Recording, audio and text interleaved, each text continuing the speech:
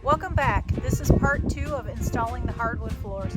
First, we're going to go get the trailer and bring it up to the top before it starts snowing so we can throw the carpet in it.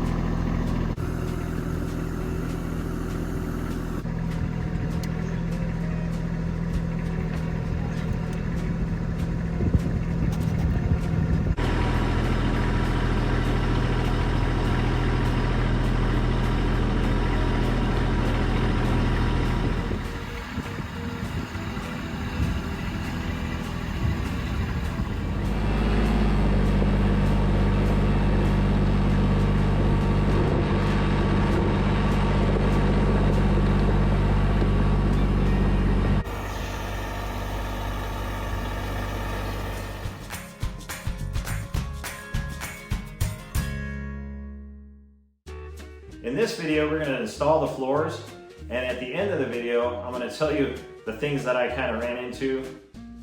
So stay tuned for that. I guess it's time to get to work.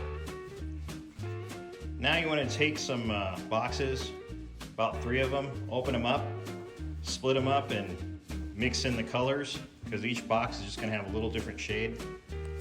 You can blend them in here.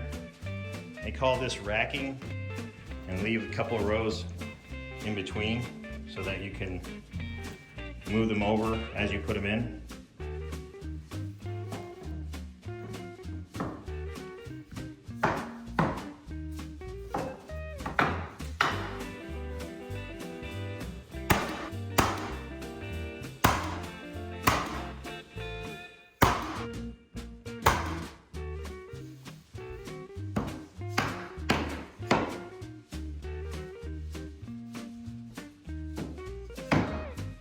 This nailer, this whole piece from here back is metal. So I took a paint marker and I made a white line on the vertical part, so I knew where to run the board up, or I knew where to put it right up against my edge before I nailed, because without that line I don't see so good, so I had a tendency of going over and scratching my workpiece. You know, that's not fun. I just took it out of the box and put air to it, put nails in it, and started using it. The only way I was able to adjust the depth is by not hitting it as hard, or turning the air pressure down to like 80 psi, and then just not wailing on it, because if you wailed on it, it seemed to split the tongue right off the plank. So just letting you know.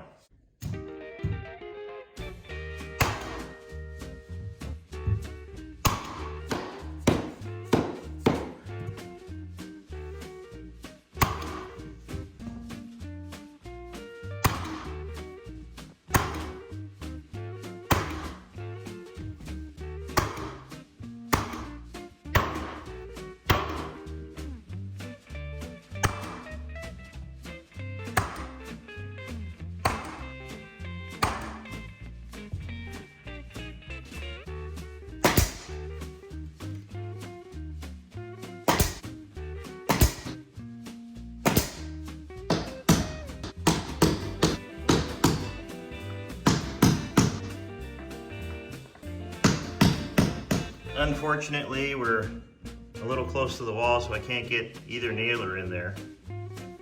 I have to face nail the boards. We'll just use some filler.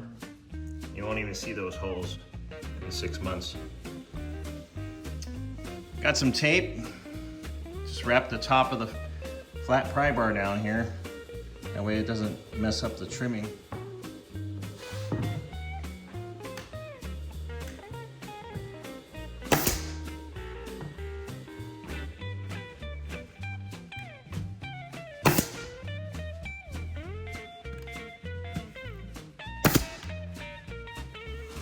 As you get closer to the wall, get some scraps, cut it to where you have just enough gap to pry. Almost there. I numbered the last row from left to right because this gap is smaller than a full plank. I'm gonna have to rip it down so that it can fit in there, leaving a gap against the wall for expansion.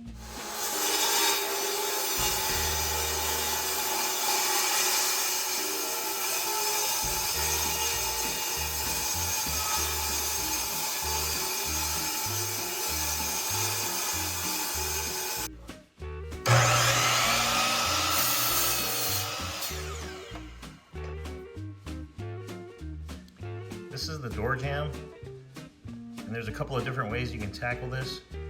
You can do like right here and undercut it, put the flooring upside down, and then undercut the case molding. And you can see there's a step there. Or in this case, this is the first time I did this, and I don't think it turned out too bad. I don't have the molding on this part yet, but it came out pretty tight. See, it wraps around instead of going under, but the gap isn't very big at all. And you see those commercials all the time about this thing, and that's how I did it. I just used that, just like the commercial, really easy.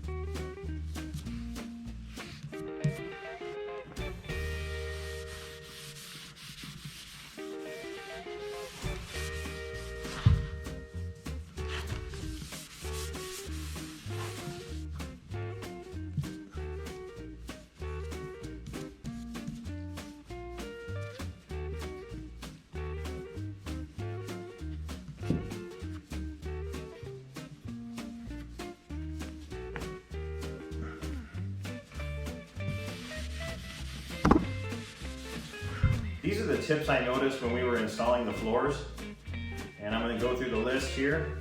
Make sure you cut pieces that are usable. I tried to get pieces that were close, so I ended up with a bucket of pieces like this that you really can't use. So I should have got a longer piece and then cut that into a longer usable piece and just use it at the other end. But I got a bucket of these. Okay, you're gonna get pieces in the box that are just, they're not junk, but they're not something you want in the middle of your floor where you're gonna walk on it all the time. So use those in areas like under your bed or behind doorways or in closets. They're still usable pieces, but they kind of snag your socks. They're not perfect, so and they kind of, some of them were kind of bowed a little bit. There was a couple pieces where I had to get 3 screws and then put the screws near the piece, and then I can pry it over so that it can be nailed close to the other piece. But you know, you kind of figure out different tricks to help you along. Oh, before anything, make sure you stretch. I'm kind of older now, so if I don't stretch, I end up pulling something. So I usually stretch before I do any manual labor or any type of lifting or stuff like that, because you're going to feel it at the end of the day because it's on the floor, so you're bent over a lot. Just letting you know before you run into that problem. Make sure you buy enough material that's going to cover the whole area, plus maybe 10%, just so that in case you have some pieces that are not usable, or you have a bucket of small pieces like me, you don't run out and they discontinue sometimes, so, or you can't find it in a store near you, or it's best to get enough to start with. I've done tile floor before, so I kind of had an idea that door jambs were going to be undercut so that you can shove the piece underneath. And then I tried that new tool. It worked okay, but it was kind of tedious. The old-fashioned way, or the way the pros do it, do the undercut, would probably be the best route. This saw was good for cutting the jamb like all the way through. So it cut the molding on the front and the door jamb, and then the molding on the back side when you know you're going to be running your wood floor all the way through to the other room. So you might as well just shove the piece underneath instead of trying to cut around the molding. So that was this saw was good for that. I don't know if you can see the model number, but that was good for that. And then my Rockwell, this was good for just cutting one side. They also have hand saws you can buy. They're a little more hard to use because they're not power, but it's still doable. This was a fun project. It's winter time, so it was easy because outside is really cold. I usually like to be outside, but since it's so cold out, I decided this would be a perfect project to do, and it still involved cutting wood. So that's a plus. Well, that's all I got. So see you next time.